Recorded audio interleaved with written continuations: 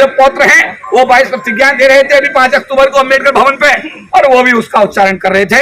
इतनी सी बात पर कुछ राजनीतिक पार्टियों ने बवाल किया और उसको आधार मान करके इसी अरविंद केजरीवाल ने हमारे समाज के इस मंत्री का जबरन इस्तीफा लिया, जबकि उसको कहता है कि मैं अम्बेडकरवादी हूं, मैं अम्बेडकर को मानता हूं। अगर अम्बेडकर को मानता है तो अम्बेडकर की 22 प्रतिज्ञा क्यों नहीं मानता, और मानता है तो उसने इस मंत्री का इस्तीफा क्यों लिया। हमारे पास सरकार की नौकरी की वजह से हम लोग गरीबी की रेखा से ऊपर आए थे, और आज जिस तरह का वातावरण बना है, जिस तरह की स्थिति बनी है कि सरकार के क्षेत्र में नौकरी नहीं और निजी क्षेत्र में आरक्षण नहीं, हमारा कहना सरकार से यह है कि अमेरिका का जो प्रिंसिपल ऑफ डाइवर्सिटी का सिद्धांत है उसके तहत आप पूरे देश में जो रोजगार पैदा हो रहे हैं उसमें हमारे समाज के लोगों को हमारी आबादी के हिसाब से रिप्रेजेंटेशन दीजिए।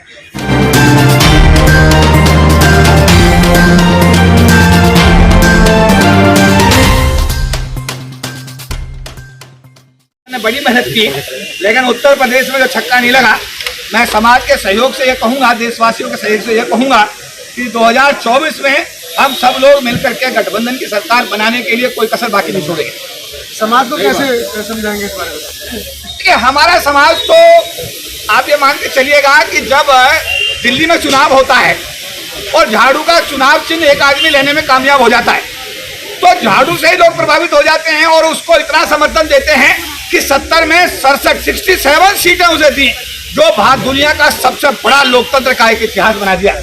लेकिन जब उस आदमी को कुछ लेने का नंबर आया तो उसने 3 राज्यसभा के एमपी बनाए दिल्ली से, और 3 में उसने 2 अपनी बिरादरी के बंजिए बना दिए और एक उसने जो है ठाकुर बना दिया संजय सिंह को। ना उसे कोई ऑटो वाला याद आया, ना उसे कोई वाल्मीकि याद आया, ना उसे कोई रेगड़ याद आया, ना उसे कोई जाटव याद आया, ना उसे मुस्लिम याद आया, ना उसे यादव याद आया, ना उसे ओबीसी याद आया। बिजली उसके बाद में फिर उसने, जब हमने उससे कहा कि भाई आप एससी आयोग तो बनाओ दिल्ली में, उसने पिछले 8-10 साल सरकार चलाते हो गए उस आदमी को, उसने एससी समाज का एससी का आयोग और एसटी का आयोग भी आज तक नहीं बनाया। उसके बाद फिर उसने एक बार फिर समाज के सामने एक और पासा फेंक दिया कि बाबा साहब की और उनकी भगत सिंह जी की फोटो जो है वो पंजाब में लगेगी समाज। फिर 30% समाज का पंजाब का फिर वो चक्कर में आ गया और उसने फिर क्या किया, फिर वोट दे दी। और जब पंजाब में सरकार बनी तो उसने एक बेवड़े आदमी को, जो लोकसभा में दारू पी करके कई बार निकाला गया, उस आदमी को उस प्रदेश का मुख्यमंत्री बना दिया। ना उसे कोई एससी ध्यान आया, ना उसे एसटी ध्यान आया, ना ओबीसी आया, ना उसे माइनॉरिटी याद आया। उसके बाद एक मौका आया कि उसको कहा गया राज्यसभा में 4 एमपी भेजने का, उसके पास पंजाब से मौका आया, 5 आदमी भेजने का मौका आया, और 5 में ना उसे कोई वाल्मीकि नजर आया, ना ऑटो नजर आया, ऑटो वाला नजर आया, ना ओबीसी आया, ना माइनॉरिटी आया। 5 के 5, और एक तो उसने 20-25-30 साल का लड़का जो है राघव चड्ढा नाम का लड़का, जो 25-30 साल का, उसे राज्यसभा का एमपी बना दिया। इसका मतलब वोट हमारी और राज तुम्हारा अभी तो चल रहा है। तो समाज को अब एक और मौका आया, राजेंद्र पाल गौतम जो दिल्ली सरकार में मंत्री थे, उनके पास 4-5-6 विभाग हुआ करते थे। पहले उनसे जल बोर्ड का विभाग छीना गया, फिर उनके साथ में समझे निभाता वेलफेयर का विभाग छीना गया, अब उनके पास एससी एसटी का विभाग लास्ट में बचा था, और उसमें भी उनको कोई अधिकार ऐसा नहीं था। इवन बाबा साहब अम्बेडकर ने जो भवन बनाया रानी झांसी रोड पर, उस भवन के हमने कहा कि इसका जीर्णोद्धार करो, इसके लिए 100-200 करोड़ सैंक्शन करो, लेकिन भाई साहब राजेंद्र पाल गौतम जी भी उस बाबा साहब के भवन के लिए 2 रुपए नहीं सैंक्शन कर पाई। इसका मतलब उनकी कितनी चल रही थी कि तो वो जाने। अभी 22 प्रतिज्ञाओं का मसला आया, बाबा साहब के जो पौत्र हैं वो 22 प्रतिज्ञा दे रहे थे अभी 5 अक्टूबर को अम्बेडकर भवन पे, और वो भी उसका उच्चारण कर रहे थे। इतनी सी बात पर कुछ राजनीतिक पार्टियों ने बवाल किया और उसको आधार मान करके इसी अरविंद केजरीवाल ने हमारे समाज के इस मंत्री का जबरन इस्तीफा लिया, जबकि उसको कहता है कि मैं अम्बेडकरवादी हूं, मैं अम्बेडकर को मानता हूं। अगर अम्बेडकर को मानता है तो अम्बेडकर की 22 प्रतिज्ञा क्यों नहीं मानता, और मानता है तो उसने इस मंत्री का इस्तीफा क्यों लिया। अब मंत्री की भी बात सुनते, अबे तूने इस्तीफा दिया क्यों, तुझे बर्खास्त करता है वो इंतजार करता, उसने भी इस्तीफा दे दिया। और जब हमारे रेवत जी ने उसे पूछा, पत्रकार जो DNN के हैं, तो कहता है राजनीतिक सवाल है। अरे तू एमएलए है नहीं है भाई, तू एमएलए है नहीं है, तू राजनीतिक है नहीं है। और आज भी वो कहता है मेरे मंत्री, मेरे चीफ मिनिस्टर, मेरे केजरीवाल जी और मेरी पार्टी। तो अगर वो पार्टी का आदमी है तो मैं कहना चाहता हूं, समाज को स्पष्ट करना चाहता हूं, ये समर्थन जो दिया है समाज ने बाबा साहब की 22 प्रतिज्ञाओं के लिए दिया है, ना KP चौधरी को दिया है, ना राजेंद्र पाल गौतम को दिया है। 97 में भी समाज ने जो आरक्षण विरोधी आदेश आए थे उनको समर्थन दिया था। उस समय एक उदित राज को गलतफहमी हो गई थी कि यह समर्थन उसको दिया है, और सारा देश जानता है कि उदित राज की क्या स्थिति है। और अगर राजेंद्र पाल गौतम को गलतफहमी है तो ये गलतफहमी निकाल देनी चाहिए। ये बाबा साहब की 22 प्रतिज्ञाओं का समर्थन है, किसी व्यक्ति विशेष के लिए नहीं है।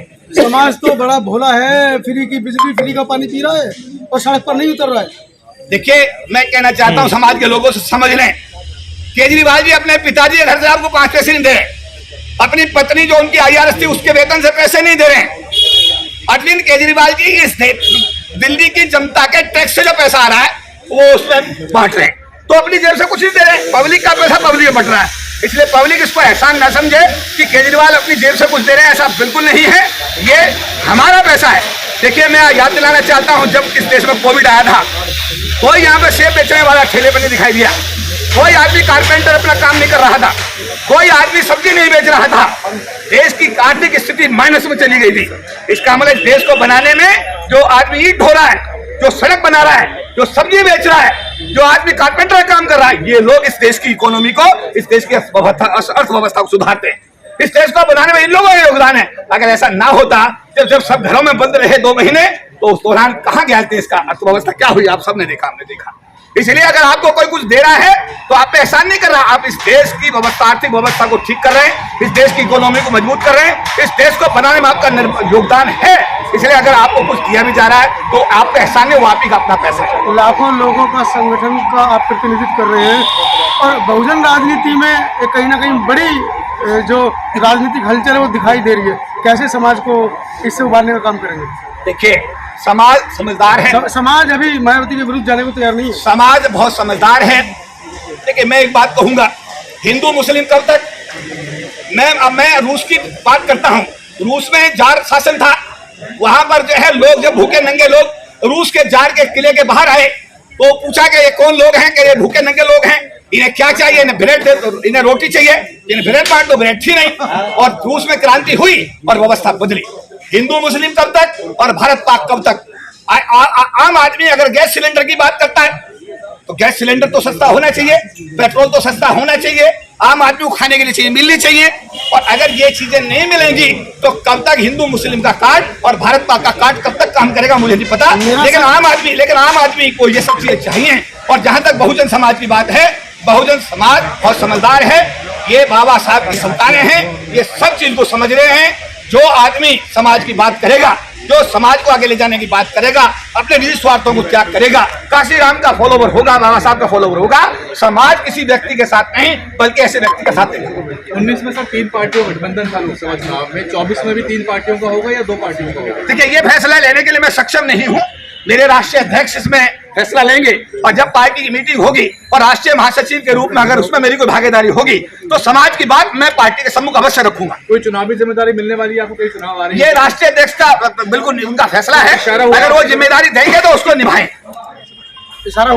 हमारे पास सरकार की नौकरी की वजह से हम लोग गरीबी की रेखा से ऊपर आए थे, और आज जिस तरह का वातावरण बना है, जिस तरह की स्थिति बनी है कि सरकार के क्षेत्र में नौकरी नहीं और निजी क्षेत्र में आरक्षण नहीं, हमारा कहना सरकार से यह है कि अमेरिका का जो प्रिंसिपल ऑफ डाइवर्सिटी का सिद्धांत है, उसके तहत आप पूरे देश में जो रोजगार पैदा हो रहे हैं उसमें हमारे समाज के लोगों को हमारी आबादी के हिसाब से रिप्रेजेंटेशन दीजिए।